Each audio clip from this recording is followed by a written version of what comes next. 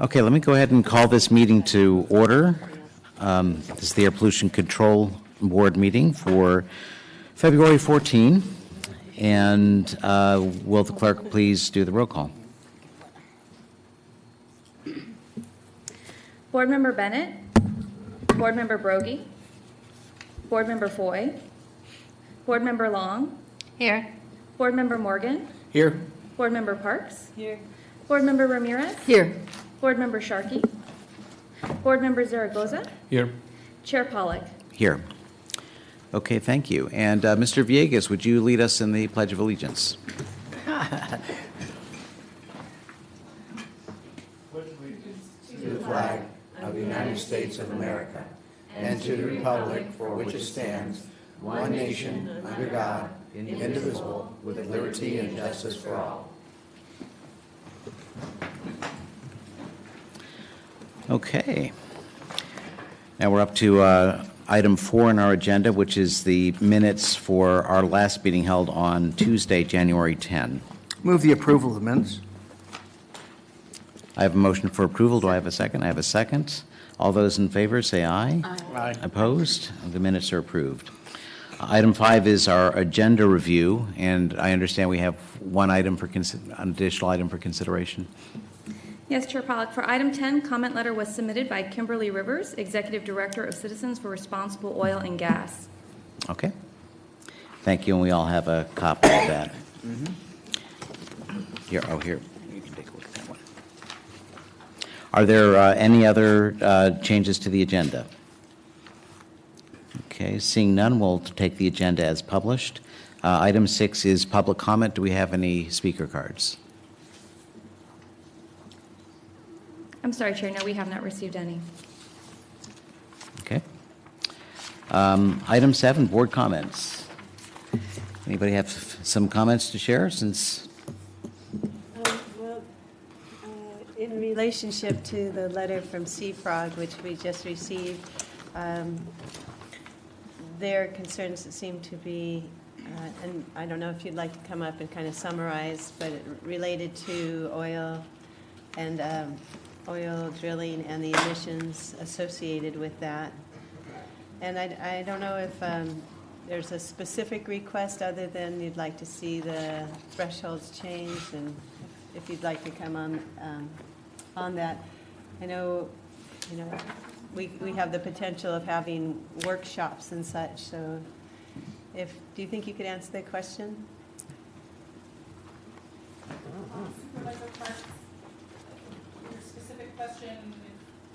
My specific question is asking you if you could summarize. We just received this, and as I'm looking at it, it looks like the primary issue is the emissions from wells.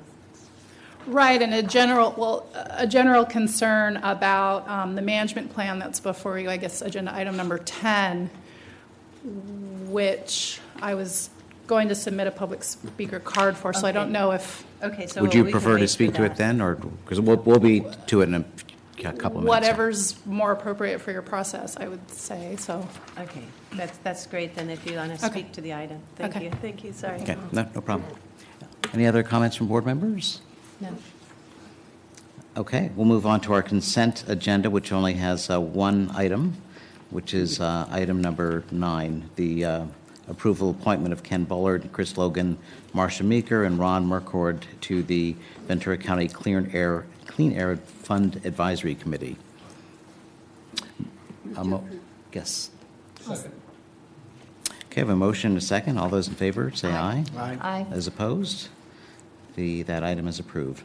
Okay, now we're up to item number 10, public hearing regarding the adoption of a resolution approving the 2016 Ventura County Air Quality Management Plan and adopt corresponding negative declaration pursuant to CEQA. Mr. Villegas. Yes, Chair Pollak, members of the board, Mike Villegas, Air Pollution Control Officer. It's a little hard to believe I'm actually here today telling you that the projections in this air quality management plan show us attaining the federal 2008 ozone standard by the statutory deadline of 2020 at Simi Valley. To let you know, the other monitoring sites throughout the county, including Ojai, which was kind of the number 2 site for ozone, is already in attainment with this standard at this time. And so this plan contains a projection that is both made up on computer modeling and analysis of emission trends and emission air quality readings. And based on this, it looks like this plan is approvable. Cutting to the chase on what this plan means to the regulated community in Ventura County, the AQMP commits the district to act on 4 control measures that would impact facilities in Ventura County. And the 4 measures are, first, revisions to our existing Rule 74.2 architectural coatings. Second, changes to our Rule 7422, which is for fan-type furnaces, which are just home heating natural gas devices, much like we have a regulation for them already. This would be an amendment to tighten up the NOx emissions, very similar to what we did with residential water heater regulation. Next up, a new Rule 7432 that would deal with composting and organic waste conversion operations. We're going to be working very closely with the state agencies, and there is some consideration in requesting the Air Resources Board to develop a suggested control measure, so we'd have a measure of consistency throughout the state on this. Would also streamline the work. Instead of having multiple air districts develop this regulation, maybe working with the state to do one suggested regulation may be a better approach. And lastly, adoption of a new Rule 7434, nitrogen oxide emissions from miscellaneous sources such as rotary kilns that we have up in the Lockwood Valley and some furnaces at bakeries and Procter & Gamble facilities like that. Just to remind your board, in December of last year, your board adopted new Rule 7434, so we've already got one of the control measures taken care of. That rule achieves significant NOx reductions on the neighborhood of 50 tons per year. Also, as a result of staff working closely with the regulated community, none of the operators of any of the affected facilities had an issue with the proposed regulation. We're committed to working with the local regulated community in developing the other 3 control measures to make sure that when we come to your board, we have the issues ironed out, and we're going to propose something that's feasible and cost-effective. Lastly, when you look at the AQMP, the non-attainment for Ventura County is Ventura County specific and basically 3 miles out to sea, basically state waters.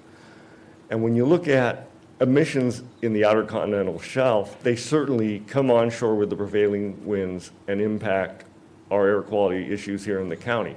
And the 2 major sources of nitrogen oxides out there are ocean-going vessels and hovercraft. And the majority of hovercraft is made up of fishing and excursion vessels, and to a much smaller extent, tugs. But when you look at how we're addressing it with the ocean-going vessels, the container vessels on their way to the Twin Ports, they're being addressed through the Voluntary Vessel Speed Reduction Program. And our Carl Moyer program has retrofitted and repowered a significant number of the fishing and excursion fleet in the county. So we're trying everything we can do to be innovative to get those reductions to make sure we can, what's remaining left to do on shore is cost effective, and we can do something that is going to minimize the economic impacts in Ventura County. And lastly, I would like to point out that you've been provided with a comment letter from SoCalGas. And I think when you receive a comment letter from a utility, you really have to keep in mind that that's their view, that our agency is not restricting the clients. They're in customer retention, and business retention is a major issue for the utilities. And what it's showing is we're working to make sure that we're minimizing economic impacts on businesses in Ventura County. And I'm going to turn it over to Chuck Thomas, who has a slide presentation to step you through the air quality management plan. Okay, thank you. Good afternoon. I do have a slide presentation. I don't think it's a long one. I think we'll get through it okay. There we go. Well, I think Mike said that this air plan is in response to the requirements of the 2008 Federal Ozone Standard. It was adopted in 2008. This is now 2017, and the plan is getting done. It's just taken a long time for EPA and everything to get through the process, but we're here. And, whoops, I missed one. Oh, well.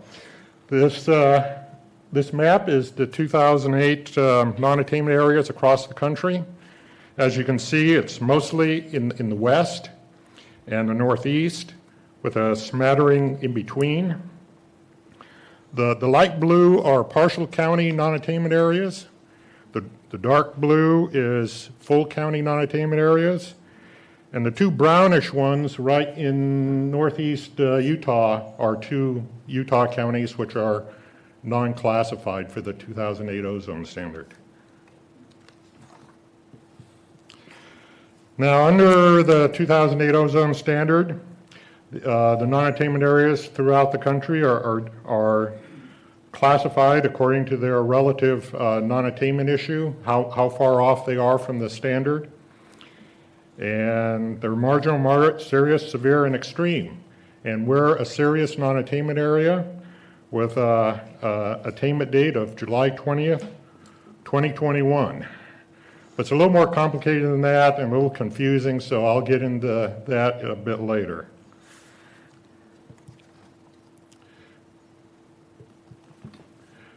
Okay, this is the progress we've made with respect to the 2008 ozone standard from 1990 through 2016. In 1990, we had 117 days over that standard. It popped up a little bit in 1991 to 129 days. If you look over on the extreme right at the bottom, 2015 and 2016, those are 4 days each. So essentially, we went from 129 days in 1991 to 4 days in 2015 and 2016. So that's the kind of progress we've made. The green line, the uptrending green line at the top is population. So you can see we've made a huge amount of progress over those years, despite about a 28% increase in county population.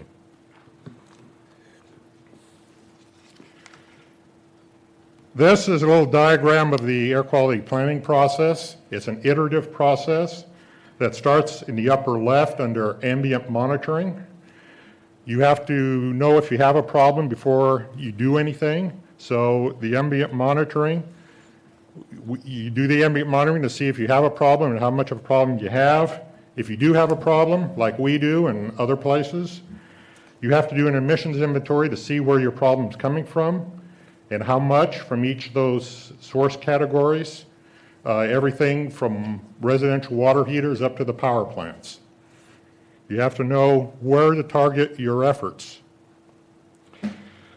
So once you and then you have to forecast those emissions out into the future to see how they trend using socioeconomic data. Part of that effort is in-house. We have 2 people doing that. And a lot of it is done by the Air Resources Board. So once you have the emissions inventory and the forecasts, and you know where to target your efforts, you do a control strategy. And that's our rules and control measures that we've talked about a lot in the past, and which Mike has touched on this morning a little bit.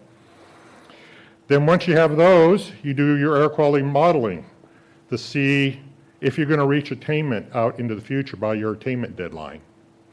If you're not, if the modeling shows that you're not, you go back to the control strategy and you tighten that up. You come up with new control measures. And once those are in place, that looks good, you do the implementation, which is our permitting efforts, our enforcement efforts, incentives, and so forth. And then you start again. So it goes around and around over the years. So the primary plan requirements under the Federal Clean Air Act, there's a lot of requirements, but these are the basic ones. You have a control strategy, which is broken down to the local component, which is us at the local level, mostly stationary sources, gas stations, dry cleaners, up to the power plants, oil facilities. And then the state component, which is implemented by the Air Resources Board. And those are mostly mobile sources, as you'll see in a minute, consumer products, and pesticides. And then you have your ozone, and then you have your reasonable further progress, which is another Federal Clean Air Act requirement, which basically shows you have to show incremental emission reductions over the years, certain percentages by certain dates. And that's to prevent areas from doing nothing for a number of years than trying to do a lot at the end. Reasonable further progress. It's a federal requirement. You have your own ozone attainment demonstration, which is the computer modeling and associated analyses that show that you're going to make attainment, and if you're not, how much you're going to miss the target by your attainment deadline. And then the last main requirement is your contingency measures. It's a set of control measures and strategies that you hold in reserve in case you miss attainment deadline or you miss your reasonable further progress increments. I'll touch on all of these in a minute.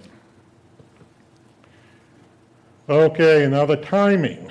We're a serious area. So under the Federal Clean Act implementation rule for the 2008 ozone standard, all control measures that you need for attainment have to be in place by the start of the 2020 ozone season. And your attainment has to be by the end of the 2020 ozone season, not by July 20th, 2021. The official date is 2021, but everything has to be in place and you have to demonstrate attainment by the end of the 2020 ozone season. So it gets a little confusing.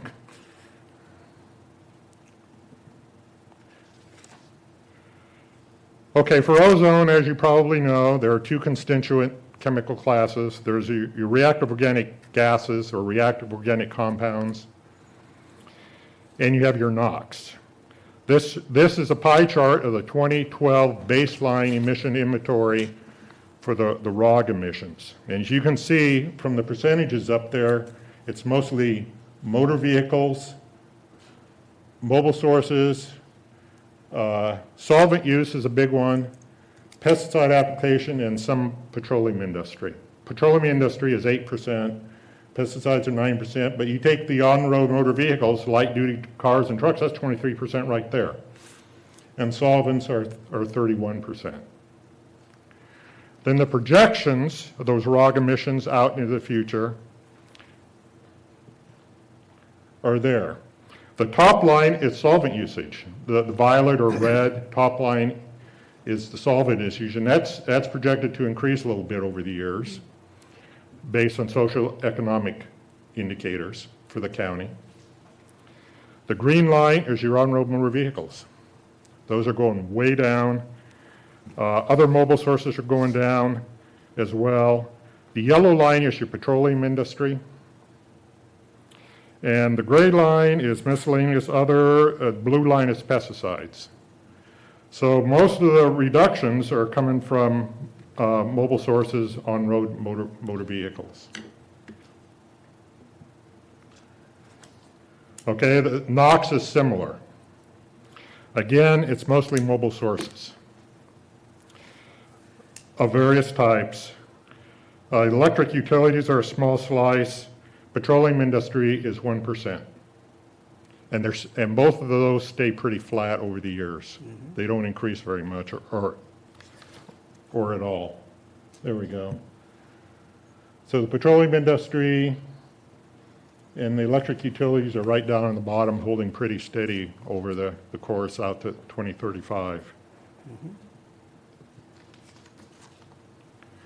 So, like I said, our control strategy are mostly our existing rules and control measures, our new source permitting program, which is for new air pollution sources that need permits. That's the Rule 26 series of rules. Transportation and general conformity, that's a federal regulation that requires that projects, highway, transportation, and other federally approved or federally funded projects have to be shown not to interfere with the a progress towards attainment in each non-attainment area. We don't do that. The federal agency or the approving agency that provides the funds, the approvals, has to do that demonstration. We have one staff person that takes care of that for us on our side, but the findings are made by the applicant agency. And then we have the incentive programs, mostly the Carl Moyer, the school bus program, the old vehicle buyback program that you're going to hear about in a few minutes from Stan Cowan. Then you have our further study measures. I think there's 17 of those. Those are measures in our plan that we're not proposing for adoption right now. We need to look at them further to see if they're applicable and feasible for Ventura County. We've got 17 of those. I've got a list of them if you want to know what they are. But they won't be adopted. We won't take them through the approval process and the adoption process unless they are proven to be feasible and applicable for Ventura County. We've had those in every plan for a long time, and the same with this plan. Then I've already mentioned the ARB component, which is mostly motor vehicles, consumer products, and pesticides. They all work together. The ARB component is where most of our emission reductions are going to come from out into the future. And I should say that our attainment projection for 2020 assumes that everything that's in place, that was in place in 2012. Nothing new is anticipated to be needed between now and 2020. It's all off our 2012 baseline. Okay, the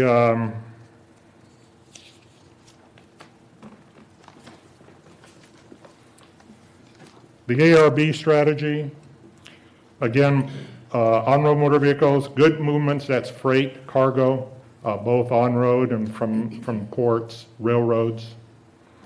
Off-road sources, mostly your heavy-duty construction equipment, agricultural equipment, and miscellaneous other off-road sources. Again, consumer products and pesticides. Reasonable further progress. Again, it ensures steady progress towards attainment deadline over the years. We need to show by 2018, 18% emission reductions, and by 2020, 24%, and we do that. It typically comes all from the reactive organic gases, but under federal rules, you can, if you don't have enough ROG emissions to show the 18 or 24%, you can use NOx substitution to make up the difference, and that's what we have to do. We don't have enough ROG emissions from 2012 out into the future to make up meet the 18 and 24, so we have to use some NOx substitution, some NOx emissions to make up that difference, which is permissible under the federal regulations. Bottom line is we meet RFP, and that's an absolute requirement. Attainment demonstration for serious and above areas requires photochemical modeling of the county. Our photochemical modeling was done by the South Coast Air Quality Management District. The last time, for the last plan, it was done by both South Coast and ARB. This time, the whole thing was done by South Coast. It shows by 2020, Simi Valley will be at 0.072 ppm. The standard is 0.075. So we make it with a little bit of a margin, and Simi, that's the highest projected ozone value. Ojai follows at 70, Thousand Oaks at 67, Piru at 66, and there's one monitoring station missing. I don't know if you've noticed it, but it's El Rio. El Rio is not on there because the air quality is too clean for EPA to do a design value for that year. Thank you for saying that. Does that include the pesticides? Because No, that this a is different ozone issue. design It does value. include real That's nice. all it is. That's That's down the to- actual reading at the monitors. Right. So it basically is going closer to the mountain range area. Yeah. Say again? It's closer to the mountain ranges than. El Rio? No. No. Simi? Simi, Yeah, well, Piru, Simi and Thousand Ojai, Oaks. it's because they're valleys That's with right. mountains around, and the air pollutants blow in from elsewhere, and plus emissions from Simi and Ojai, they contribute to the local. It builds up under hot, stagnant days and trapped in by the mountains. You see the same thing east part of the LA basin, you see the same sort of, and Right. elsewhere. We need a big fan out there someplace. You know, somebody, believe it or not, years and years ago, somebody suggested that big fans be put up in the top of the mountains to blow it all out. Blow it back to LA. Yeah, East winds, I think are affecting your, I'd like to know I had a few questions to ask you. but Sure. Variables. There's a lot of variables that occur in certain times of the year. That's East correct. winds bring in, I remember taking oxygen as football team with east wind coming from LA. And that's what gets into Simi Valley's area. right. And when it's east winds and hot, it's terrible. It can get to Right. be that way. Not like it used to be. But I'd like to know when they measured some of these things to find out which variables were affecting that kind of a measurement. The other thing, too, is fires. When you have fires, do they measure on days they have fires? Of course, you're going to have more. Holidays, when our traffic is packed on the freeways, when did they measure these things? And what was going on in those days? When we do the plan, we focus on some exceedance days based on summer days in the years they actually occurred. So when you look at the situation, there are times when the east wind takes a lot of the emissions from the South Coast Basin and puts them out to sea. And you see that brown cloud hanging Yep. out towards the islands. And after the post-Santa Ana condition, the brown cloud is actually nitrogen oxides. And when that comes on shore, we can see elevated ozone occur at the coast. Now, but what we're saying is our monitors, even under those situations along the coast at El Rio, are not picking up any significant ozone from those days. And you're correct. There are days when there is transport from the San Fernando Valley Into Simi. over the Yes. pass at the 118. There's no doubt that occurs. But what we do is we try to model days when our emissions are causing the issue. And when you look at how EPA makes the standard, they average your fourth highest day. So they realize that there are going to be some events that are going to occur once in a while, post Santa Ana. Fire. Big. There's the other, I'll get to the fires in a moment. That they basically, they're not going to look at those three highest days because they realize they can be exceptional in nature. Now, when you look at a wildfire, we're allowed to flag the data as an exceptional event. That data goes into the EPA and CARB networks. And for particulate matter, it's been very straightforward to show that the smoke from the wildfire contributed to a particulate matter reading on that day that probably exceeded the 24-hour standard potentially at some sites. Now, we're working with EPA now because we're also knowing that fires emit nitrogen oxide. Any combustion emits nitrogen oxide, which could lead to elevated ozone readings. Right.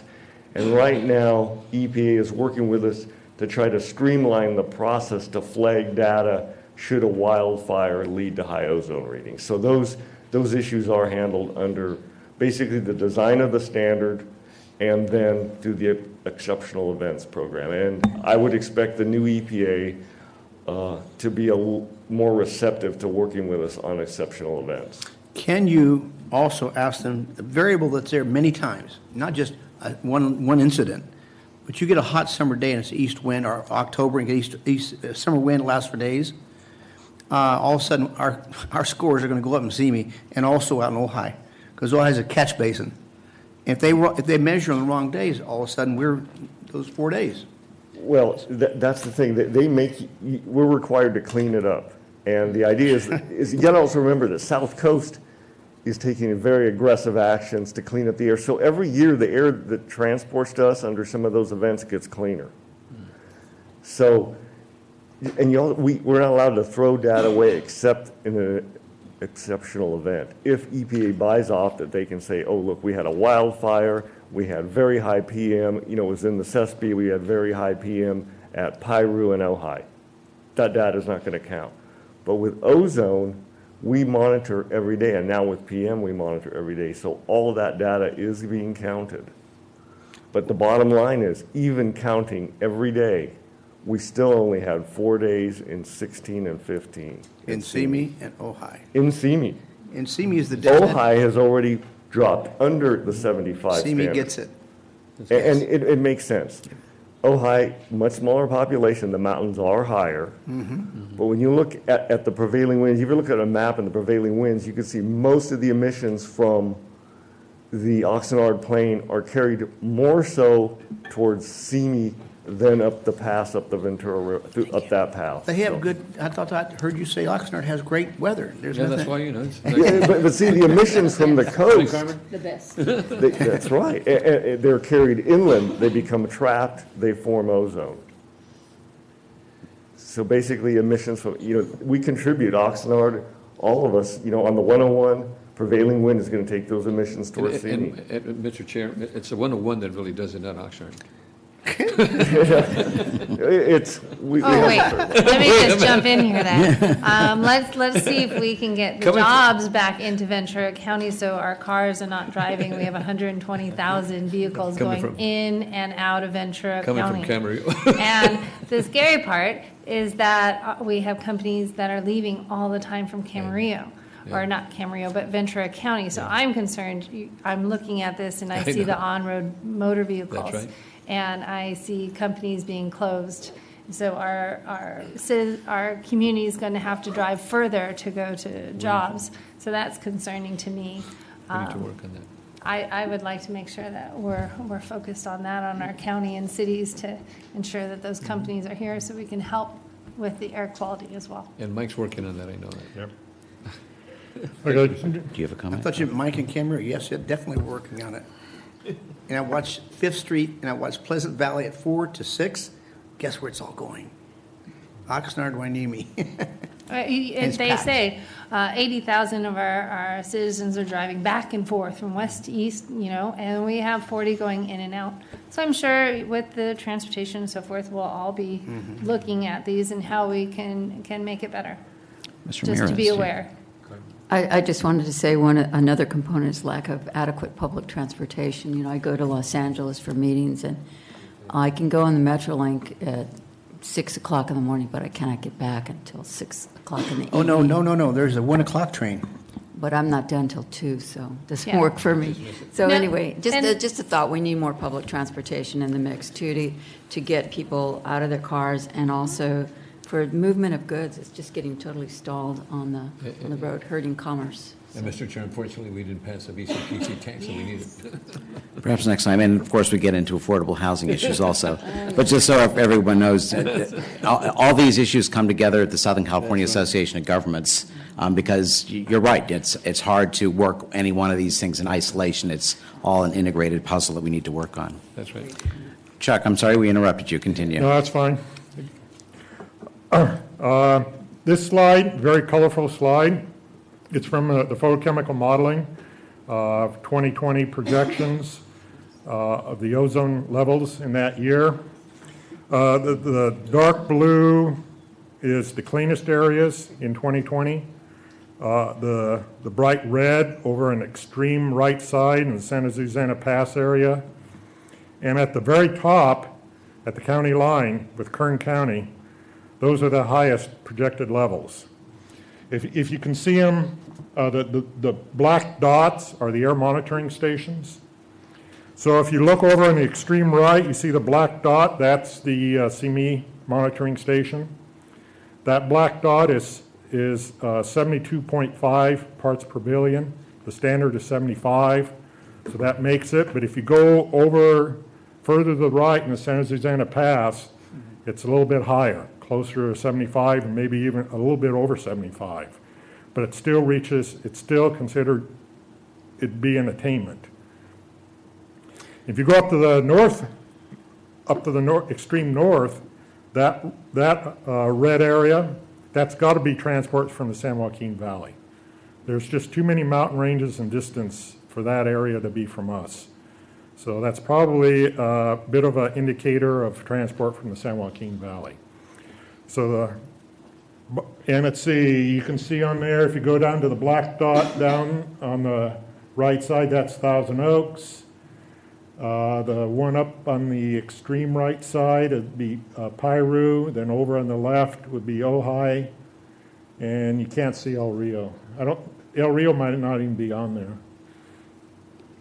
So the dark blue is really clean, and the red is right up there at the standard. So it's good that the cleanest air is where the people are, but should we be worrying about ozone levels in the Los Padres National Forest? Or? Well, you know, ozone affects wildlife and plants. Yeah. So that's why EPA also has a secondary standard called public welfare, agricultural effects, wildlife effects, vegetation effects, that sort of thing. But as San Joaquin cleans up that air, we'll get less transport down from there. And as South Coast gets better, we'll get less transport from them through the Santa Susana Pass and presumably also up through Agora and Thousand Oaks. All right, the other part of the attainment demonstration is called the weight of evidence. It's a supplementary set of analyses to either confirm or lend support to or not support your photochemical attainment modeling efforts. It consists of looking at the ozone trends 2000 to 2015. The exceedances during that period is down. Exceedances, the ozone standard, is down 95%. The design values are down 27%. Then if you look at the emission trends, I showed you the charts of the ROG and NOx emission trends. ROG is down 45% during that period of time. NOx is down 42%. And 4 of the 5 monitoring stations are in attainment already by 2015. So that's really good. We were kind of surprised to see that. Now this weight of evidence, it's kind of, to go back to the last plan, that plan, the photochemical modeling for our last plan didn't show us reaching attainment by our attainment deadline of 2013. We were still a little bit over. But the weight of evidence analysis, this analysis, indicated that we would be. And lo and behold, we did make it, and we made it a year early. The photochemical modeling said we wouldn't make it. The weight of evidence said that we would, and we did a year early. So these are required, and they can be really important. Can I ask a question? Yes. On your ROG emissions, the solvent usage, I mean, is it going down because we've got a lot of manufacturing that's been The leaving? solvent usage? The solvent usage is actually going up. It's going up. It's projected to go up over the next several years from out to 2035. And that's based on socioeconomic data indicating an increase in economic activity, the amount of solvent usage based on population. And Okay, so it's more population versus a lot of it's population. We have businesses. our That's what I was yeah. wondering. If you want more detail, we have our emission inventory person here who can. No, it's fine. Yeah. You've given me enough He information. knows that down cold. I mean, he works on it practically 24 hours a day, it seems like. Now, the contingency measures, again, are a requirement for failure to attain RFP milestones, the 18 or 24%. Failure to attain, in other words, if we come to 2020, we haven't made the attainment, then those are supposed to kick in to help us reach attainment thereafter. In this case, we don't have enough local controls left on stationary sources to have any contingency measures. So in this plan as well, I think it was in the last plan as well, the Air Resources Board set aside in reserve a certain percentage of the anticipated emission reductions from their state strategy, which is their mobile sources, consumer products, and pesticides, to serve as those contingency reductions if they end up being needed. They weren't needed last time. I don't think they're going to be needed this time. But it's a requirement. They're there. They're built into the projections in the plan. So basically, we meet the contingency requirement of the Federal Clean Air Act regulations. Oh, now we get to the public review, which I found rather interesting, but not unlike our last plan. We had 2 public review periods for a total of 43 days. The first one was 30 days for the first draft. Then the other days, the second review period was for the final draft. The first time we mailed out 90 email notices. We put it on our website. We put it on newspaper ads, legal notices in the County Star. We had approximately 430 downloads of our plan from our website. I say approximately because a few of those were ours internally. We received no public comments during the public review period. Not a peep. And did you do a specific outreach to different organizations and Yes. groups? Did it include environmental organizations? Yes. Thank you. We did. One more. You know, we've been dealing with this for a long time, but John Q. Public doesn't understand a lot of those words you're saying. That's true, but you go back in the years past, we would be flooded with public comments. We'd have public workshops. That's They were true. well attended. The last plan, we received 1 public comment, and this plan received none. That's right. When did you have the outreach for the community? Well, we Or you emailed just, the you just note. emailed and posted, but you didn't have a town Correct. hall or anything like that? No, we didn't. And we didn't have, I think we did have a public workshop for our last plan. We had like 3 people show up. Transparency. Yeah, Well, the air's clean, everybody likes it, so. right. You talk to people out there like I do occasionally, and people don't realize there is an air quality issue anymore. Back in the 80s, it was very clear that we did. It hasn't been it's been off the public's radar for a long time. So we're actually not surprised. The next steps is, assuming it's approved today, we submit to the Air Resources Board, and they plan on having a public hearing in Riverside on March 23rd and 24th. And if it's approved there, it goes on to the Environmental Protection Agency, Region 9, San Francisco, for their approval. Thank you. Now, looking forward a little bit, late last year, EPA adopted a new tighter ozone standard, the 2015 standard. It's 70 parts per billion versus 75. Well, actually, it was adopted October 1st, 2015, not 20. I'm off a year. The designations of whether an area is attainment or non-attainment will be made October 1st, 27, this year. We will be non-attainment again and probably serious again. Because of 2 areas. Well, actually, just one, right? It's Just one, Simi Valley. Well, more, Yeah. oh, hi. Well, it's a little more complicated than that. Under the preliminary classification scheme that the EPA has proposed in their implementation rule, we would be classified as marginal, which is the lowest classification. Likewise, we're serious this time.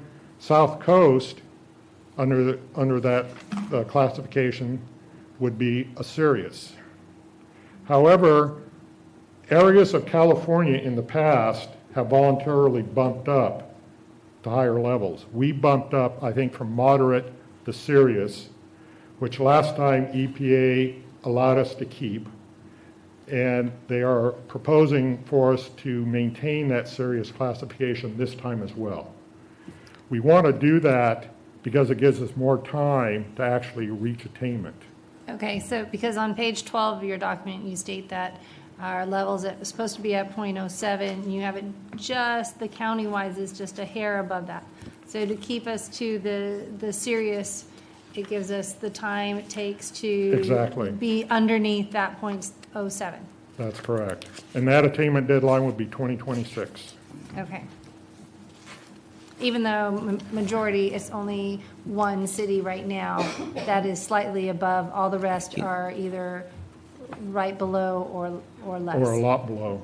Or a lot below. Yeah, the individual charge for each of the monitoring stations are in the plan. Okay. I didn't put them in the presentation because I thought it'd make it a little too long. No, that's fine, I was just So- reading. Yeah. So our new AQMP for the 2015 standard would be if things go according to plan, would be October 1st, 2020. I didn't expect to be happy about being marginal, but that's a good thing, to get to be lowered down to marginal. When we talk about monitoring stations, we're in a new age these days. We have drones that can actually take air samples and things like that. Are we considering any of those type of new technologies to have better ability to do monitoring of air quality? There's been a lot of development in portable monitors, but I haven't heard yet on drones per se. Okay, I've seen that a few years ago in Colorado. They were using that over some of the wells where they couldn't get on the property, on the premises. They could fly over and do grab samples. That could be if you were looking for a specific, like a leak. They would certainly be, a first responder may like to have that. Train derailment, refinery incident, that type of thing. Yeah, the one I recall, they just were denied access. Oh. And so this was a way to check it and not have to have your people go on site. So, Yeah.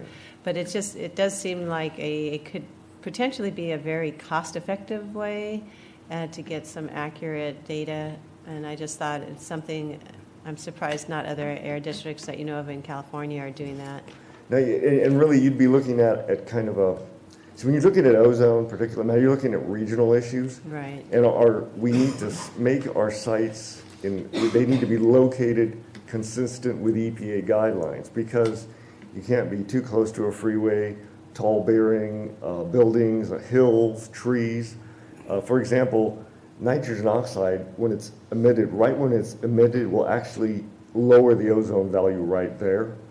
And we saw that's basically why Ventura Emma-Wood was shut down, because the freeway and the locomotives were leading to artificially low numbers. And I'm sure a lot of that test site data is based on the current technology, but we're seeing this new technology come in, so I guess it will take some time. Yeah, and actually, before when you look can at the adopt. drones, I think you're going to be looking at pollutants not so much regional. You're going to be looking at things such as air toxics. That is, when you're trying to find, are there emissions of something of concern from that facility at that location? Okay, I think I have just one more.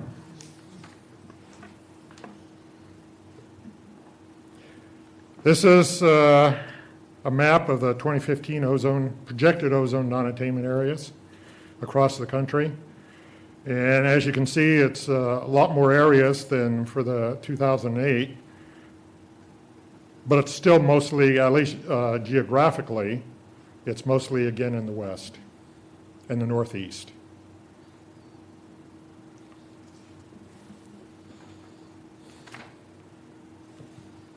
And ta-da, that's the end. Any further questions from the board? Ms. Ramirez. Can you remind us if the methane leak at Aliso Canyon had an impact on our county, especially East County?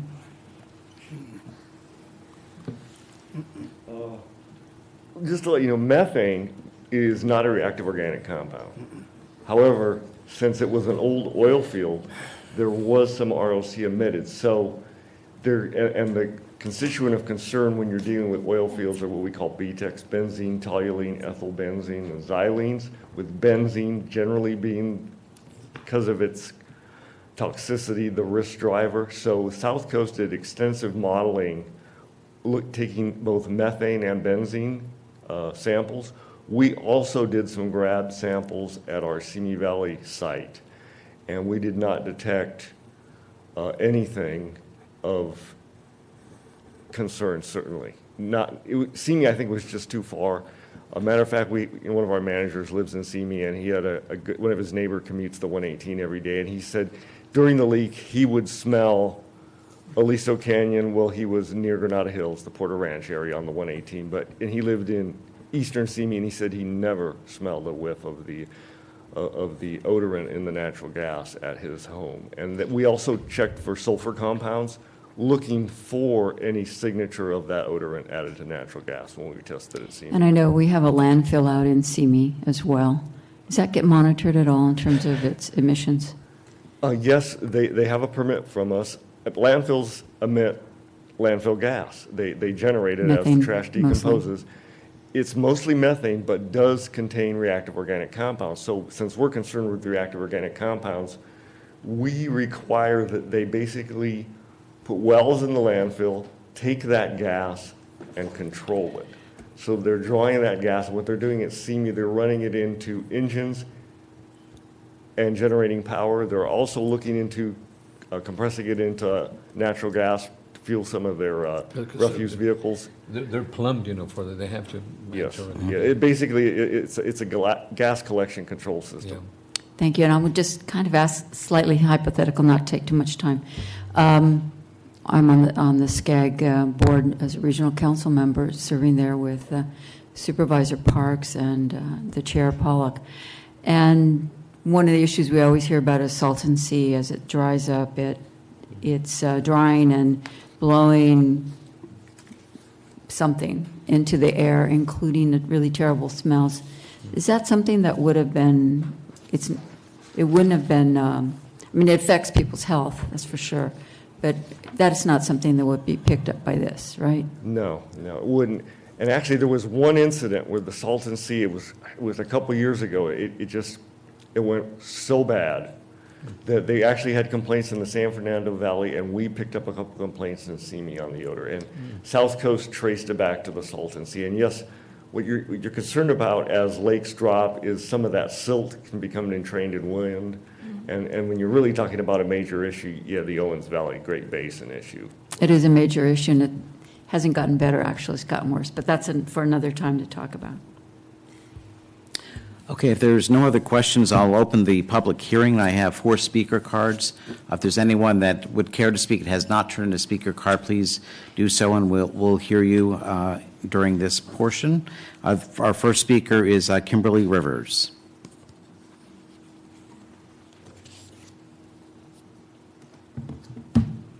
Hi, Chair Pollock and board members. Kimberly Rivers, Executive Director with Seafrog. And progress is always great, and we applaud the strides that have been taken, but we really see the updates of these management plans as leadership opportunities for the county to do better. I wanted to bring note to a couple of comments that Mr. Villegas said during his presentation, that no operators, and I'm assuming that's any operator across all industries in the county, have an issue, that they've made sure the management plan is feasible and cost effective, and they're working to minimize economic impacts. I was listening really closely to see if anyone said that they were working to minimize impacts to public health and the environment, and I didn't hear that. And so I'm just making that comment. And then I wanted to quickly go through the letter that we submitted. As you know, governments around the globe are grappling with how to respond to climate change. Ventura County is no exception. We are asking you to take a forward-thinking leadership role as you approach the issue of air emissions in our region. Citizens for Responsible Oil and Gas continues to have concerns about how air emissions are regulated, inspected, mitigated, and calculated related to oil and gas activities in the county. Organic volatiles are emitted from oil and gas wells. Every existing well and every new well contributes to ozone levels in the county with impacts to public health. It's your duty to make sure that every possible effort is being made to reduce actual air emissions throughout the county, and we believe that the public deserves no less. We understand this management plan allows the county to be in non-attainment until 2020 based on standards from 2008. But as you heard, there are new standards that were passed in 2015, and we wonder why we're not trying to use those standards to reach attainment on tighter standards at some point.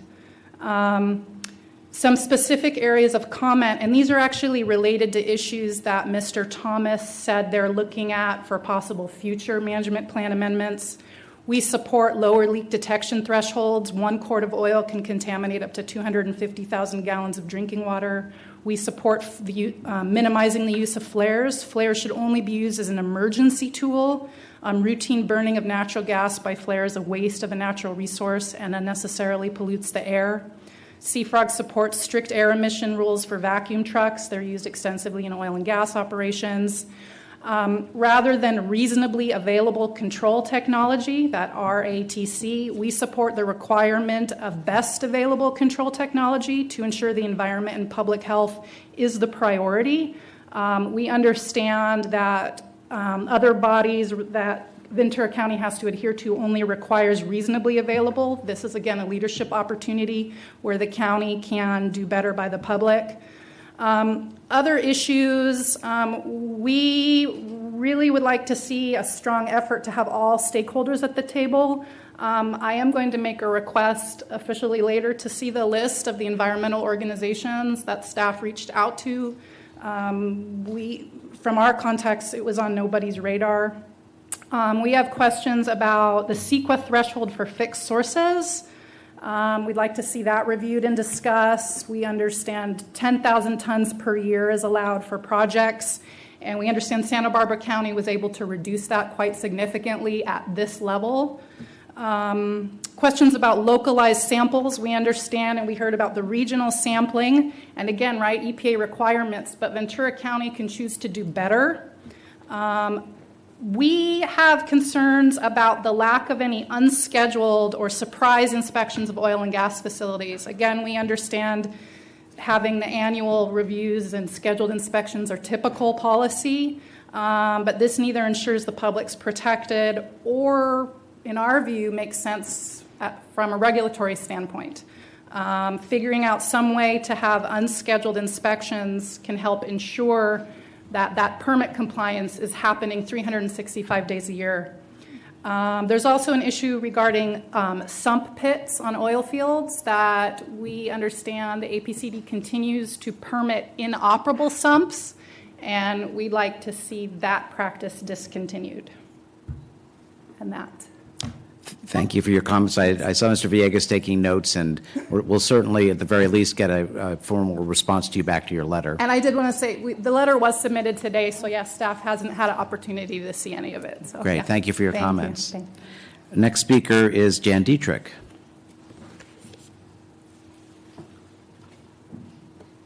Thank you, and it's a great opportunity to be speaking to your board. I am president of my environmental company, Rincon Vitova Insectaries. Those of you who don't follow us on Facebook may not know that we were the winners of the Global Regenerative Business Prize for 2016. We were selected in part because of our whole systems thinking over decades of releasing potential through our customers to revitalize natural systems. So when we look at systems, we're now mostly looking at climate change.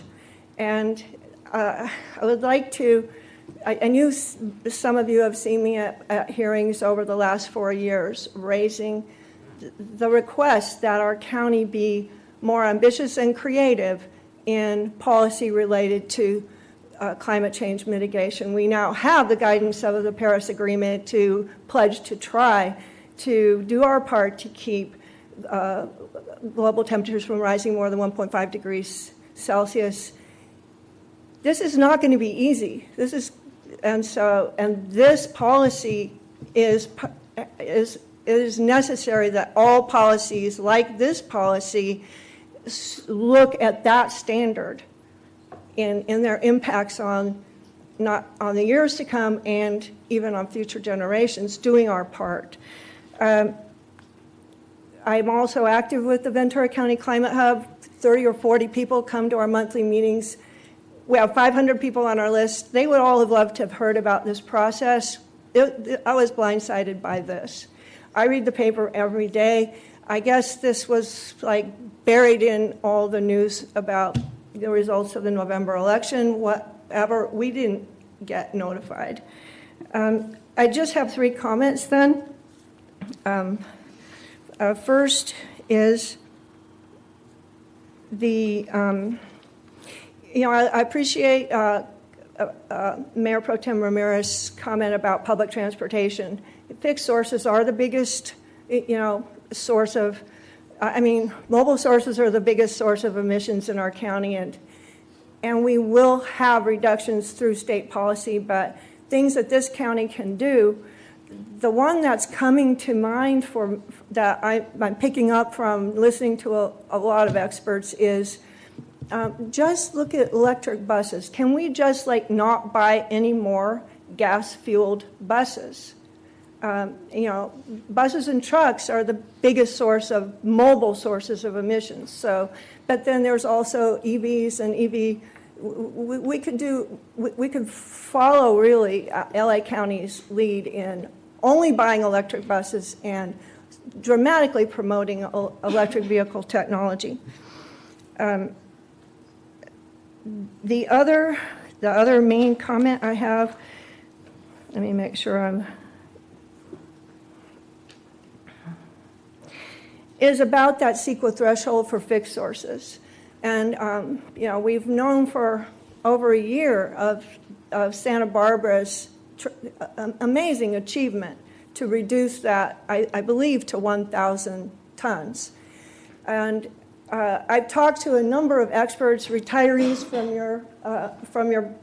the Air Quality Board, very smart air quality engineers who I'm pulling a consensus that somewhere between 2,000 and 3,000 is fair to small businesses, and it shows a real commitment to reducing those emissions from fixed sources, and the fees that could be raised by a lowered threshold could then be invested in more emissions reduction projects.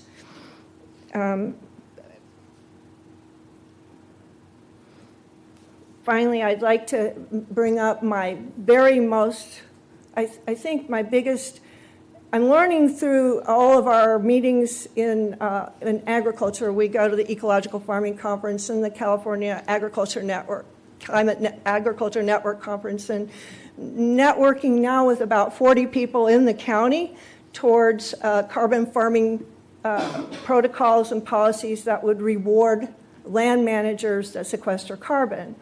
There's nothing in this policy about where we go in alignment with the state CARB's goals for the management of natural and working lands.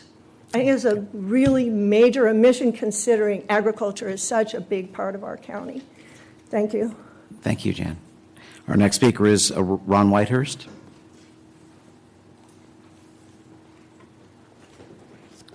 Hello, my name is Ron Whitehurst, and with Jan Dietrich, we run Rincon, Vitoba, and Sectors, and we got an award for being regenerative, not just sustainable, but pushing the limits. We've reduced our natural gas use by about 95%, and we're working on continuing to reduce that and have most of our power from solar and renewable resources.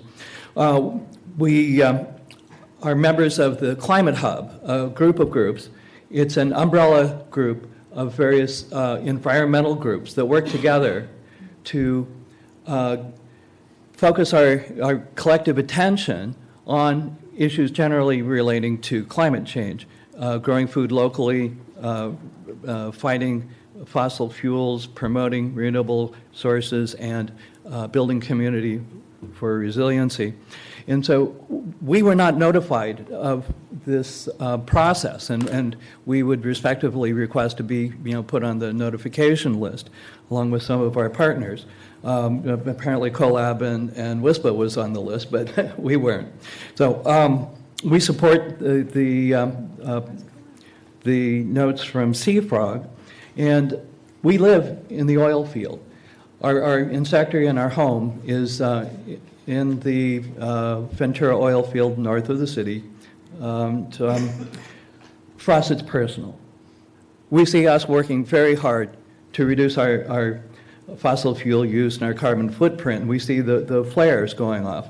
This should be required to be doing some kind of useful work and not just causing more pollution in the atmosphere. And we also second the proposal that we use the best available control methodologies, that not just, what can we afford? Ventura County seems to have gotten a pass because, as a member of SCAG, the other members are more rigorous as far as reducing their emissions from transport and such. And so I think we should be pulling our weight and thinking about our fellow citizens here in the county, and all the negative impacts on the health of our neighbors that are suffering from the burning of these fossil fuels in our neighborhood. One of the mitigation efforts, of course, could be more support for electric vehicles, more charging stations, and more incentives for that. We work in agriculture. Agriculture nationwide is about half the problem. It's not very well documented because it's, like non-point solution of pollution that's just kind of there. But there's all this heavy equipment use in conventional agriculture and synthetic pesticide and synthetic fertilizer use that volatilizes the organic matter in the soil. And so one of the mitigation strategies that we think would be very appropriate would be to support regenerative organic farming. That this is farming that will improve the environment locally and absorb carbon dioxide and other pollutants from the air and fix it into organic compounds in the soil that benefit benefit us generally. With more carbon, basically more life in the soil, then that soil will absorb all these things that are pollutants in the air into carbon that will give the soil tilth so that when it does rain, God willing it's going to rain again, that it will absorb the moisture. And we know that we need to manage our water better. So the state has a natural and working lands policy for addressing climate change. And I don't see any significant efforts here in this county to incentivize, prioritize, and promote organic regenerative agriculture as a strategy for mitigating climate change. So I appreciate the opportunity to speak with you, and we think that this could use better input from all of the stakeholders. It does not seem that was the case. Thank you for your time. Thank you, Ron. And I'll invite you sometime now to Apricot Lane Farms out in Moore Park, which is a certified biodynamic farm. I've been there. It's a beautiful place. And our fourth and final speaker is Con Fickerson.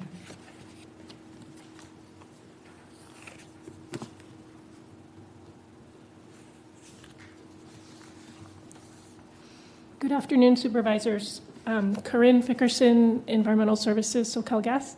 Apologize for my lack of... Sorry for mispronouncing your name.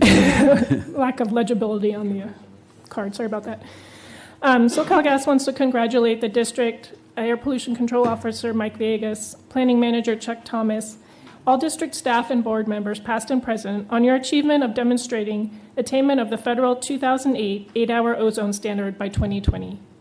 In the past, many said it could not be done, but Ventura County is a good example of how an area that had monitored data of 166 parts per billion ozone can attain the 75 part per billion ozone standard. SoCalGas will stay engaged and will offer assistance of our technical experts if called upon to assist district staff in the future. Again, congratulations and thank you for your time. Thank you, Corinne. Okay, that's our final speaker. I see we have one more.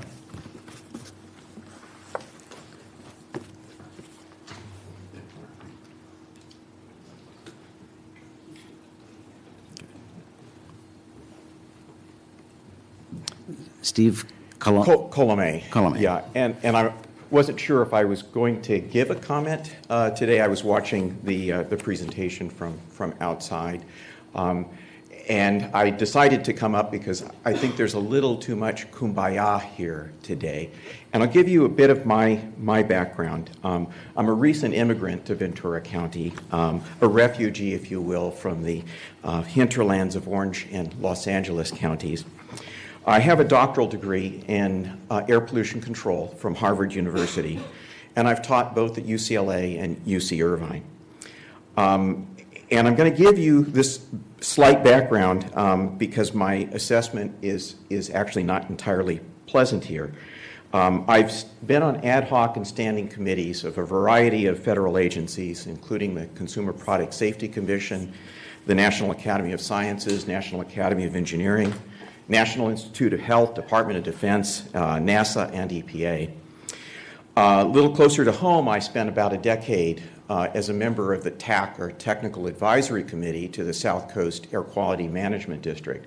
And this was a rather august body of scientists, engineers, and economists who were all advising at that time the executive officer, Jim Lentz, and Barry Wallerstein on improvement of air quality in a basin that was in terrible condition. And it was through some very hard measures and a lot of innovative regulations that basin has improved as much as it has, even though it still is one of the areas in the U.S. that's in extreme noncompliance.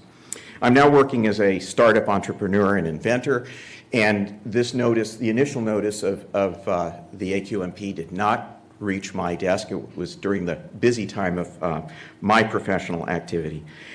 So the reason for my harsh assessment, and I have to preface this by saying that I have great respect for the members of the APCD staff here in this county, but I see this document as essentially backward-looking and taking no leadership.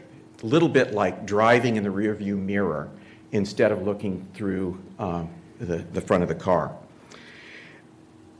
The writing is good.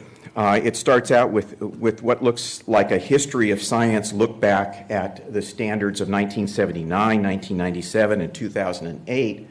And those are all old ozone standards. It was only as an afterthought that this AQMP mentioned the more stringent standard of 70 parts per billion that has been adopted and now should be the target that we're trying to achieve. So just even as part of the history, and I do understand that this AQMP is an AQMP to meet the 2008 standard. I, again, was involved in the criteria document developments of that, and if you go back to 2008, the Science Advisory Board to the EPA had recommended a standard between 60 and 70 parts per billion, and it was the Office of Management and Budget that reversed that, and that's been and continues to be a controversial issue. The technical evidence for adopting a standard tighter than even the 70 parts per billion is profound and is likely to come forward. Now, in addition to that, and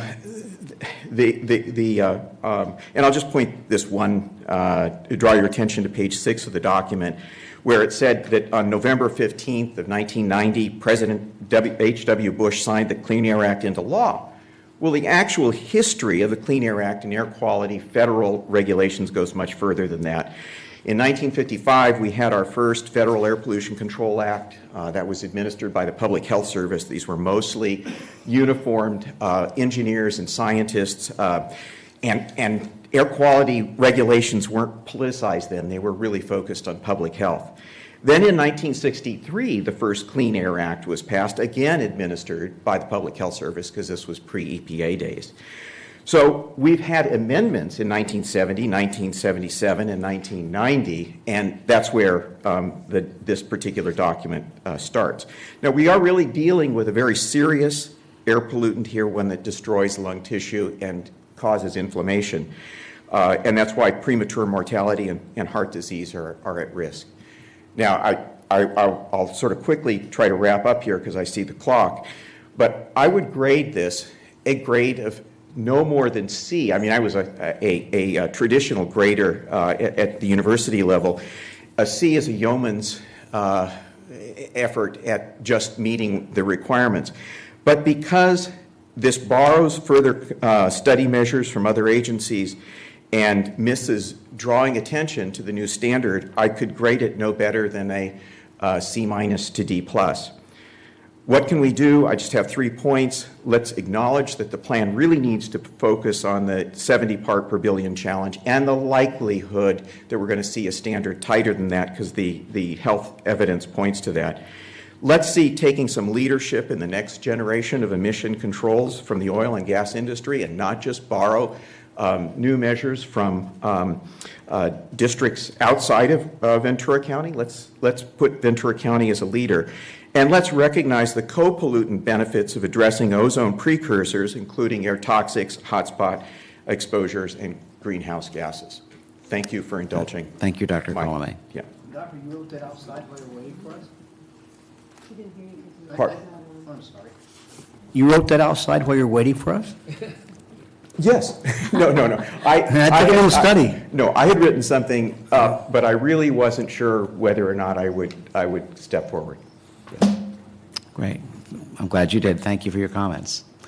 Okay, if there are no other comments, I'll close the public hearing and ask Mr. Villegas to step up to the dais, see if he has any comments. Yes, I just wanted to quickly remind you that the reason I didn't go to the public health issue is because that's why we exist. And I think I've made that very clear. Air pollution, it's straight a public health issue. And when you look at the health effects from ozone, you go back to USC Keck School of Study, and they looked at teenage accident victims back in the 80s and compared lung capacity to teenage accident victims in other regions, and there was a significant lower amount of lung capacity in the Los Angeles region accident victims. Recent studies by Keck have showed that as the air has improved, that gap is narrowing, so that you're seeing public health benefits. I've also explained to your board that estimates show that for every $1 spent on air pollution control regulations, there's about a $3 benefit estimated in reduced healthcare costs. I just want to also touch real quick. The reason we mention reasonable available control technology, because that is the terminology that the US EPA uses in analyzing our measures. They also, you would think that that's some nationwide level. No. EPA interprets reasonably available control technology to differ based on the severity of your pollution problem. So they would see RACT as more stringent in Los Angeles and Ventura counties than they would somewhere in the Midwest. In California, we do not use the term reasonable available control technology, but we're preparing a plan for approval by the US EPA. Our policy is to always implement best available control technology on any new or modified piece of equipment. That also has a cost effectiveness threshold set by your board as a reduction of ROC or NOx of $9 per pound on an annualized basis, which you can get some pretty darn aggressive controls at that cost level. When you look at writing rules, California does not use the word RACT either. They use the term best available retrofit control technology, meaning we realize we're not going to ask you to pull out that piece of equipment because it may be too expensive to replace it in whole, but these are the best controls you could apply to an existing piece of equipment. And our rules are written to meet the best available retrofit control technology set by the California Air Resources Board, which is more stringent than RACT. So the reason we're using RACT in this document is the person reading it is going to be doing a RACT review on it. It's going to be the US EPA. This is a federal air quality management plan. Every 3 years, we submit to Air Resources Board our assessment under the California Clean Air Act.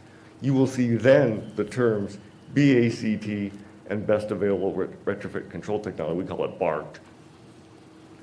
So that's the difference. Really, the rules are being set extremely stringent.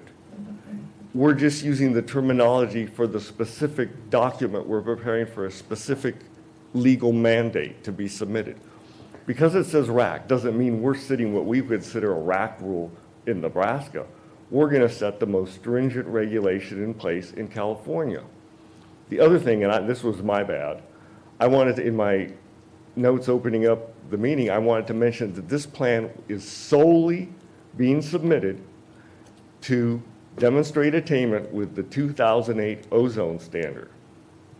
That doesn't mean we're not working towards the 2015 standard. But this document is not going to address measures for that standard at this time.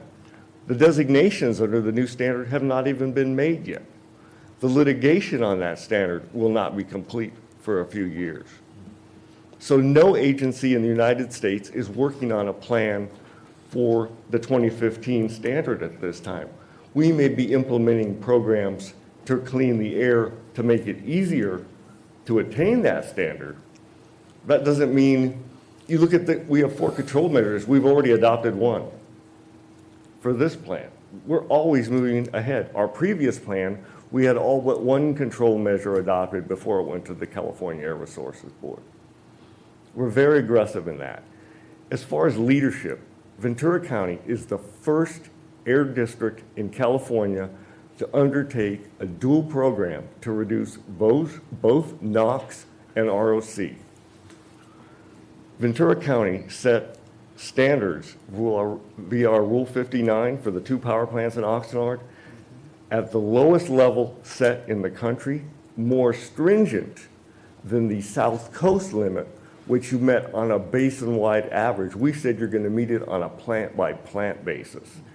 Those were 2 of the cleanest plants in 1995 in the country when that rule was put on the books.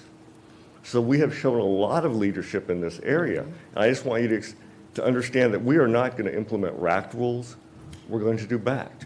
When you look at oil and gas, look at the projections in the plan. You look and you see declining emissions of reactive organic compounds from the oil fields, in part because they're slowly being depleted over time. The reservoir, the amount of oil remaining in the ground that can be extracted at a cost that can allow you to sell it on the market is decreasing over time. So you're going to see a decline in production.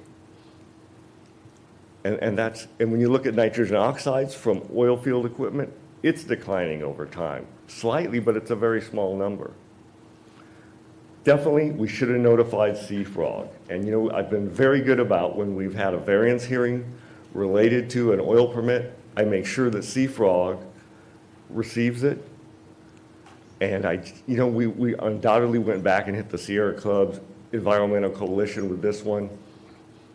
But there's really a lot in this plan speaking to oil. We recently did an analysis of our oil field regulations compared to South Coast, and we're finding very few places we could even make an adjustment to become more stringent. You have to remember, San Joaquin and Ventura County, we were the agencies that first went after oil field emissions. South Coast, when they started, they went after their large emitters, which were the refineries. And every agency has to do that. You go, where's my biggest problem? Let's go get it. As far as being a leader, we're the only agencies that I'm aware of with a voluntary vessel speed reduction. Those vessels account for 25% of the entire inventory. They dwarf every other source category, just the ocean-going vessels. And as far as ag equipment, we just came to your board in September of last year. We replaced, I believe it was 50 to 60 farm tractors with new low-emission farm tractors. We've replaced virtually all the agricultural pump engines in this county. I think that's leadership. And I just also need to be very clear, this is a plan for ozone, specifically this standard. It is not to address climate change, completely separate issue. It is not to address air toxics, which we implement through our air toxics program, which is separate from this program. They do overlap because some ROCs, as I explained to you with the Aliso Canyon question, they contain toxics. And when you look at the ROCs from oil and gas, Once again, you're looking at those BTEX compounds. So what we have before you, we're moving forward, and we're going to meet that standard. I have to admit, when I started and they said you have to get to 120 parts per billion, everybody giggled. How are we going to do it? There were days in Simi Valley where recess and PE were canceled. There's not been a smog alert in this county in decades. We exceed the standard, but the standard keeps getting lower. And when you look at it, the projection shows that in 2020, when we come to your board with the plan, it looks like the Ojai Valley will have already meet the 70, or at least it's projected to. It's going to be right on the fence. And once again, we'll be working on the air in Simi. So we're going to continue at this job until we attain it. And there is debate over whether it should have been somewhere between 60 and 70, but it's at 70 now. It may be tightened at some point in the future. I think with the current EPA, I wouldn't hold my breath waiting for that. So we're going to work very closely. It was our negligence not to inform Seafrogs that we, like I said, we reached out to the other major environmental organizations. And in the past, I've been really good about, even when there's, a variance hearing, like I said, that I want Seafrog to know what's going on. I send them updates as we're moving forward in our toxics program. They were very interested to see if we were updating with the new OHIHA guidelines, which I briefed your board on, and we actually adopted the new prioritization procedures. So with that said, I think we're just going to keep working as hard as we can to make, because this is a public health issue. And I used to tell the board a couple years back, because I knew Simi was the problem. In my mind, I was going to make the air safe for Sarah Baxter, and she is the cross-country phenom. I mean, you'll probably see her in the Olympics in a few years from Simi Valley High School. And I know she's out there doing 7 to 8 miles a day. Now she's at the University of Oregon, probably doing 10 miles a day. But in my mind, that's who we were taking care of. Thank you. Ms. Villegas, I have a question on notices. Is there a place on the Ventura County Air Pollution Control that you can get on the list for notifications? Yes, we send out subscriptions, but I have to admit, Seafrog's somewhat new, and for example, I had been noticing, I didn't have an email recently for Kimberly Rivers, I do now, but I was noticing Right. Dr. Colomb and John Brooks, who was one of the initial organizers, just because I could. No, I'm not saying Yeah, that there and it's isn't something air. we're going to have to make sure that we go out, reach out, make sure we're making contact with Seafrog Right. and CAUSE, because organizations change over time, and we should have probably reviewed that list. I understand that. I get a lot of emails that people send to me, and they thought it was the other supervisor. So I get it.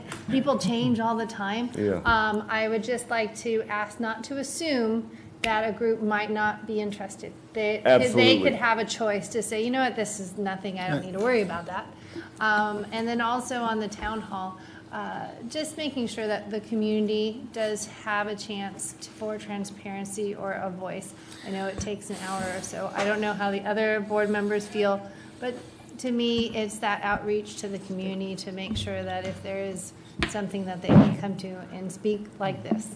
Absolutely. So, And I those are think- just 2 points. I value the report and understand the limitation of what we're reporting on, and I appreciate that we're going beyond what we need to do. I think that's where we should have that higher bar. But if we could, to make sure that all are notified would be very good. Absolutely. We'll definitely, next plan, you can be darn sure it's going to have a public workshop, whether or not, if people show up, great, and if we don't, we'll just say, hey, we tried. But we'll definitely, the other thing we're going to have to do is, since we don't do these plans, we're real good at, when we're working on rules, finding the affected parties.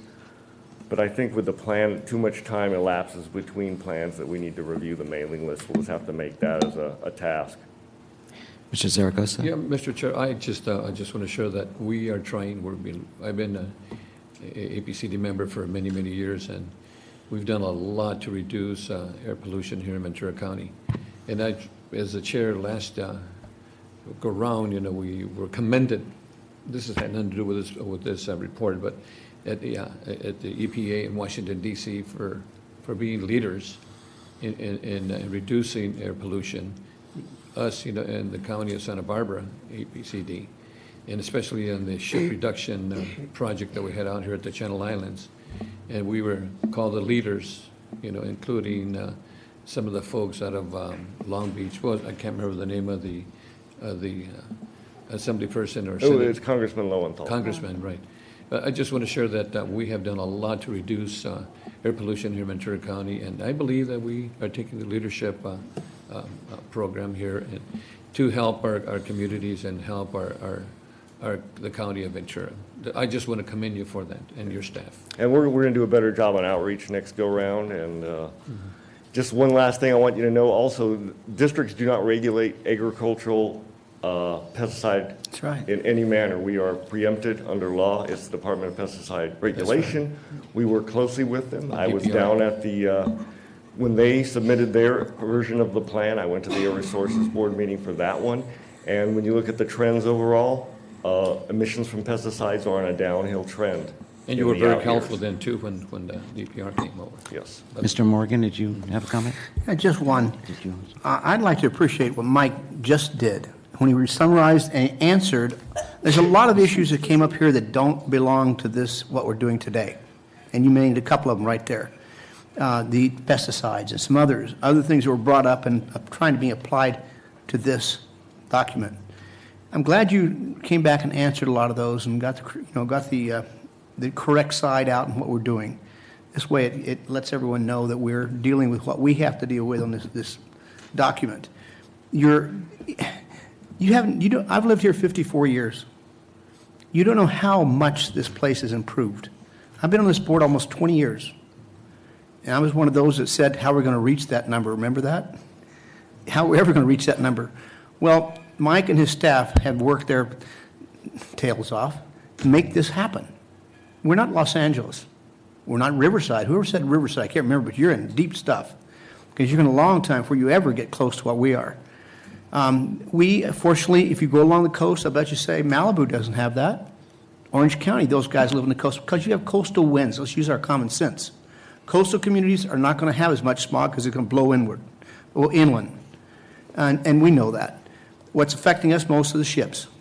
And we've done a lot to help improve that ship, what would you call it? It's a pollutant. But that was one of the biggest ones that affected all of us in this county, blew inland. We can't do anything about east winds that blow everything in from, when I played football, I used to see that mountain there. Going down the Canal Grade, couldn't see it. It's all just smog. It still comes in, but you can see it, but you can't see it like you used to. LA is making some efforts. And I hope the doctor was part of that. Because to come in and say that we haven't, that would be, I'm sorry, I disagree with you wholeheartedly. But you must have made some improvements because it's not as well like it used to be. When you had to have oxygen masks in between running plays. Now we are so much cleaner, and we're going to get better.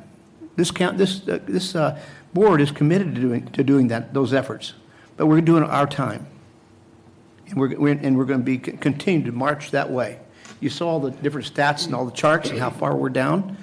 I think that's a great report. Mike, thanks for leading this thing.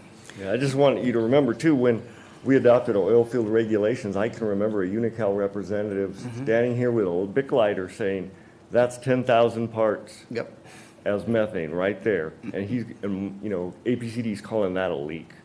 And your board had the wherewithal to adopt that rule. And when you look at the new climate change regulation, for the best that California Air Resources Board is going to require to reduce methane from the oil field operations, that leak definition and the provisions are identical to our rule. So I think we were ahead of our time there. Mr. Ramirez? Thank you. Thank you, Mr. Villegas. I do appreciate the work of staff and realize the limitations we're dealing with. But I also want to appreciate the speakers who came to do what you're supposed to do with public officials, push us to do better. There is a philosophy of continuous improvement in our county, and I think we get that way by reflecting on questions people have. I think it's very important to think about the economic impact of what we do, but there's, as you know, we all know, there's a tremendous economic impact when public health is affected. And we know that here in our county and my city of Oxnard and throughout the region, young people are affected by asthma. Our city of Oxnard is in the very highest levels of pollutants of all kinds, including pollutants that are regulated by the Air Pollution Control District. in the state. So it's something we have to look for, because while the economic impact immediate might look good or bad or whatever, the long-term impact on children growing up and their ability to live healthy and get good jobs and stuff, it lasts forever. And I think that's what I would think all good public servants, like all of my colleagues here, should be looking at, and that is, and I know they are, what is the health of our community going forward? Thank you very much. Yes, and just to let the speakers know that either in the March or April, I'm going to be pushing on a very aggressive measure to make sure that we make progress toward the 70 part per billion standard. I'm working with folks down at South Coast now, and I'll be bringing that to your board. And, you know, mobile sources, this is going to deal with heavy-duty trucks, and we're going to try to be at the forefront. And, How about big fans? I'm sorry, I just wanted to add, taking off on what Supervisor Long said, I think having a town hall situation, I think that's what I got, is really good going forward. We really shouldn't have to wait till the time's upon us, but to get that communication going sooner rather than later, and see what we can learn from each other. It'd be good. And I'll second that motion. Okay, if there's no other comments, that wasn't the motion I was looking for, but the staff recommendations is the public hearing's already been closed, and we're being asked to approve the 2016 Air Quality Management Plan and adopt the corresponding negative declaration pursuant to CEQA. Move to approve. Second. A motion and a second. All those in favor say aye. Aye. Those opposed? Okay, it is adopted unanimously. Now on to item 11, which is a public hearing regarding the adoption of the 2017-2019 MOA with the Ventura Employees Association. Good afternoon, members of the board, Chair Pollack, Mr. Villegas. My name is Craig Leadham with the county's Labor Relations Office, and the item before you is a request to open a hearing to adopt a memorandum of agreement between your district and the Ventura Employees Association, and then at the close of that hearing, adopt the MOA.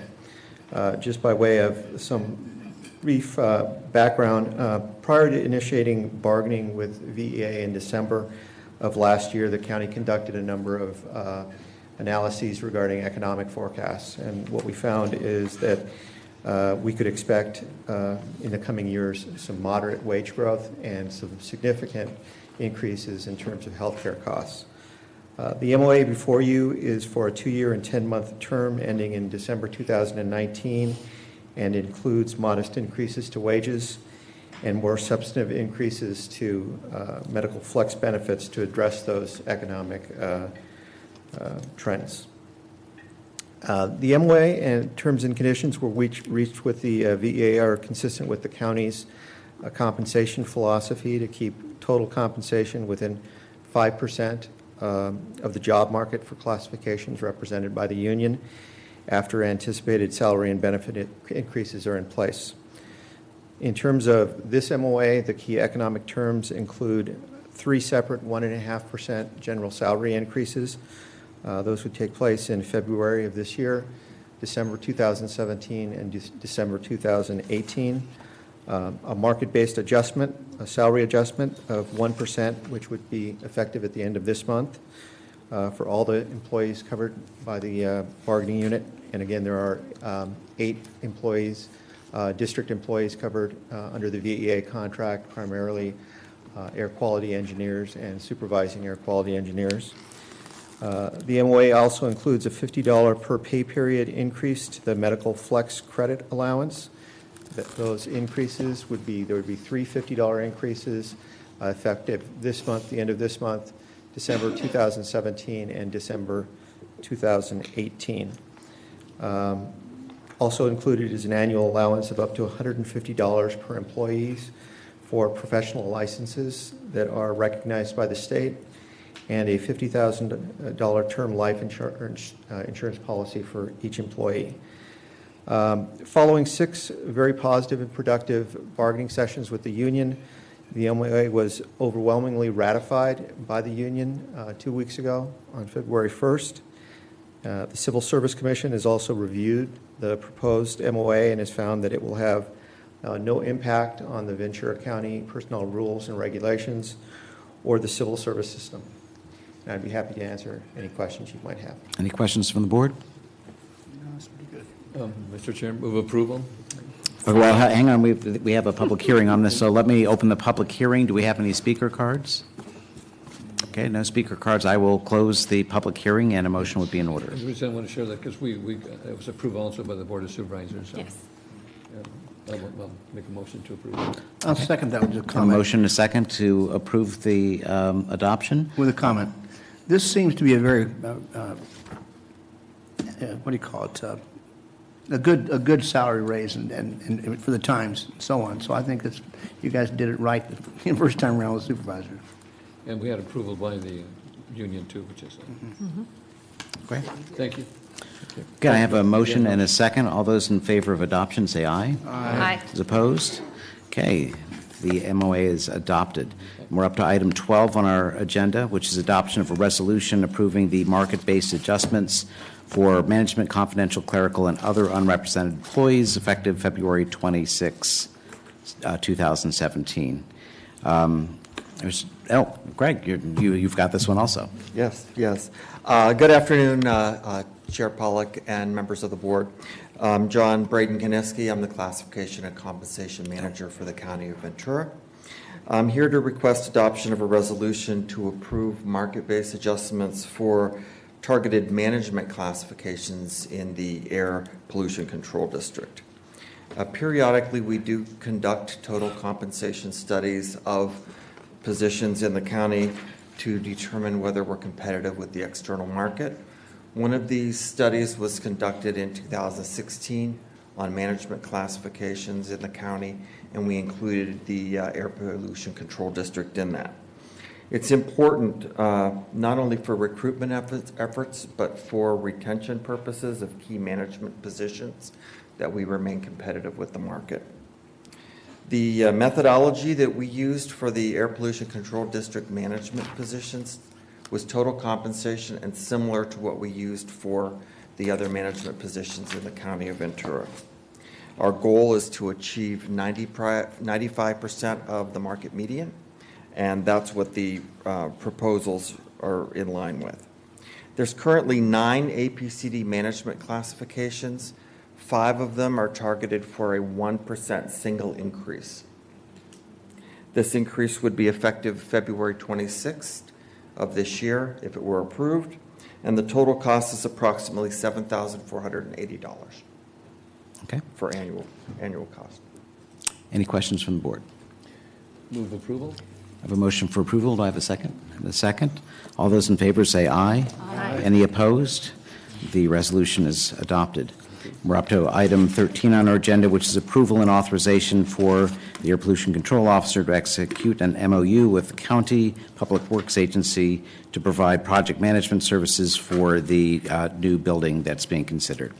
Mr. Villegas. Last year, the district purchased a building located at 4567 Telephone Road in Ventura. It's going to serve as our office, but it's going to need extensive renovations.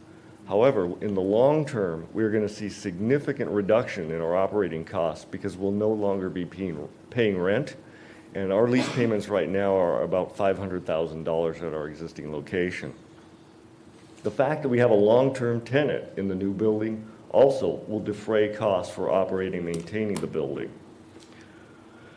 While we do not have staff familiar with managing major capital or construction projects, the Public Works Agency with the County of Ventura does. Further, they have staff that are available to assist us, and they've set up a procedure for managing, contracting, designing, inspecting, and accepting these capital projects. From my mind, when I see the work at the county hospital on time and on budget, makes me very confident in moving forward with Public Works Agency staff. We worked with County Council and Public Works staff to develop an MOU that would allow Public Works Agency staff to manage the construction and renovation of our building. The project itself is referenced from the MOU in a document referred to as the project charter, and we have a draft attached to your board packet. I'm recommending that your board authorize me to execute the MOU on behalf of the district. Under the MOU, the maximum project management cost would be $350,000. I'm also recommending that your board authorize me to expedite any potential increases to approve amendment to the MOU of 10%. The $350,000 cost is based on an estimate of 10% of the estimated cost of the renovation, which is $3.5 million. And I know when we met in closed session working on the building, we estimated based on square foot, we were looking at a renovation cost closer to $2 million. And this is a significant step up. But when you look at the big picture, the bottom line is we're going to end up saving money. Currently, we've invested just under $5.5 million of our fund balance, but we now own a real asset, probably worth a little more than $5.5 million today. Further, we looked at some other buildings in eastern Camarillo area, and we looked at the Community Foundations building, which ran approximately $10 million for a similar sized building. When you look at the total cost for us, we'll be in at $9 million, and when you look at the lease rates and rent rates, Ventura actually is a little higher value than eastern Camarillo. And then when you look at the commute time that it would take our staff to come to the government center from eastern Camarillo area, I think this is actually going to work out quite well for us. Mm-hmm. Just to put it in perspective, what we're going to be doing here is a complete renovation of the second floor that would serve as office space for most of the district staff, including our meeting rooms, where we're going to have a town hall meeting next time. And renovation of the first floor to serve as a test and repair facility for our monitoring equipment. We've been calling it the lab, but I think people picture someone in a white coat doing analysis, and we're repairing the monitoring equipment and putting it back out into service there. We've also may site our monitoring division staff down there in the test and repair area. We're going to have to upgrade the restrooms for ADA compliance, complete replacement of the elevator. We're envisioning an overhaul, but the age of the elevator parts are no longer manufactured for this unit. We're going to have to replace some of the older air conditioning units, complete re-roof, and seismic upgrades are in the plan also. And that will be a bit challenging because we have that downstairs tenant, and this is a pre-Northridge earthquake tilt-up, and basically you're going to put rods with bolts on the ends and plates to strengthen the building. You've seen that on some of the, if you ever downtown Ventura, you see this in some of the brick buildings, so just basically seismic upgrades. But that's going to be a little challenging when you have a long-term tenant that's a dialysis center working around their schedule. So that's why I think we're looking at the cost increases, and I'll be happy to take any questions.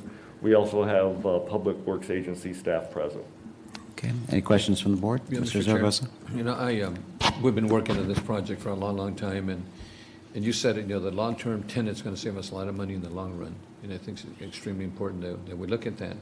And then number two, Public Works has done an excellent job for the county in many projects, especially the VCMC project.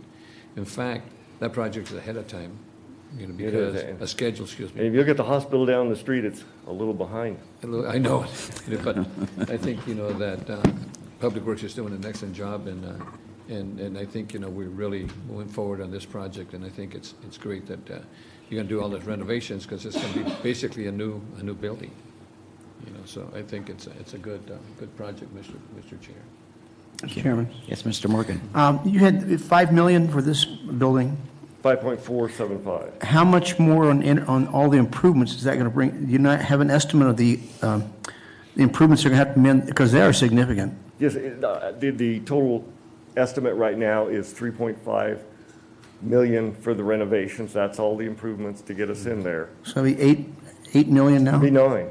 5 and 3, yeah. What, 5 and 3? 5, 5, and 3.5. So you're talking about 13 million? No, we're talking about $9 million. Okay, $9 million.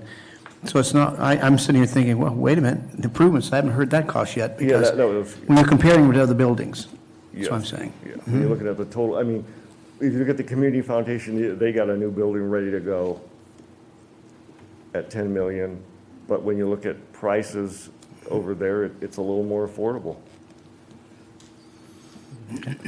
Any other comments or questions from the board? Okay. Motion would be in order. Move approval. I have a motion in 2 seconds. Let me ask the clerk, do we need a roll call vote on this one, or can we? Yeah, no? Is it- Okay, and so all those in favor say aye. Aye. Those opposed? Okay, it's approved unanimously. Okay, and we are on 14. item 14, last item on our agenda.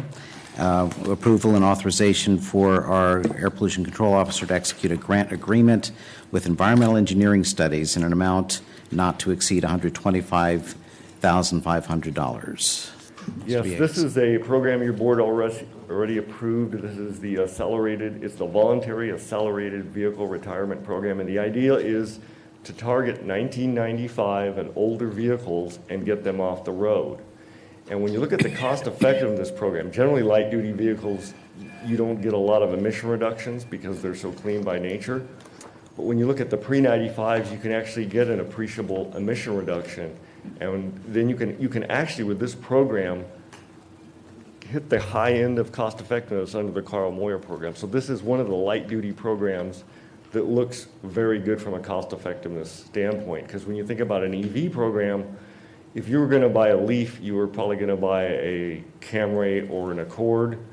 They're partial zero emission credit vehicles already, so you're offsetting a very small amount of vehicles. If you were going to buy a Tesla, you were probably looking at, in the Acura Lexus line, and they're clean vehicles. So getting these older vehicles out, and the other thing is just the side benefit is we're generally helping out the lower income folks with this program, is how it's worked in the other district. The contractor that bid is also working with the San Luis County APCD, Antelope Valley, Mojave Desert, and the Bay Area, so they would definitely qualify. They have a good track record. They're going to have bilingual staff available and available 6 days a week. And addition, we'll be setting $2,000 aside for public outreach.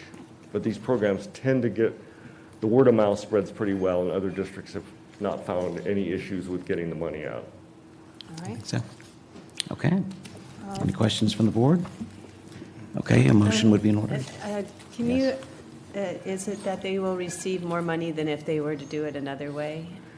These vehicles, when you look at the resale value of these vehicles, it's pretty darn low, and the idea is we're just going to get them off the road, and they're becoming, when you look at the age of the vehicles, the odds that they can find another one to purchase in that age, they're going to end up with a cleaner vehicle. Okay, and I'm just wondering where you come up with the price per It's just what vehicle. the other districts have found has worked as an incentive. Okay. We have a model out That's there. yeah, the model's out there in other districts. Santa Okay. Barbara, they run this program almost identical, but they're using a different contractor. Okay. Ms. Ramirez? You'll send us a press release so we can tell our constituents. We'll get the word out on that. En español. I'll make the motion. Okay, I have a motion. Do I have a second? Second. Second by Mr. Morgan. Again, with one little response. When we get these tractors off the road, we have to punch holes in their motors. Well, generally, with light-duty vehicles now, they're scrapped, so they're crushed. And actually, the contractor is going to be working with 3 specific wrecking yards for basically scrapping those vehicles. Okay, good. Okay, I have a motion and a second to approve and authorize this grant agreement. All those in favor say aye. Aye. Those opposed? Okay, we are unanimous, and that should give you your 6/10. Perfect. All right, and that brings us to the end of our agenda. So we will be adjourned to remind members of the standing committee that we'll be meeting immediately after up on the 4th floor. Oh, yes, Up on Ms. the fourth Ramirez. floor. I just wanted to say that conflicts with National League of Cities, where I will be in attendance in Washington, D.C. Which day was that? It's March 14th. Yeah, I'm sorry, yeah. Yeah, so that's why I won't be here. Okay. Sorry. Thanks. Thanks, everyone. We're all set? Leave these with you? I'll be here. I'll be here. Oh. On the standing. You're standing already. Yeah. I'm ready. I gotta go. Okay, we just sign a couple of things here and we're on our way. Thank you very much. Our longest one yet, I think. Yeah, I know. Sorry about that. Not your fault. Yeah, I was thinking the same. This is the longest. I know. Okay, there's that.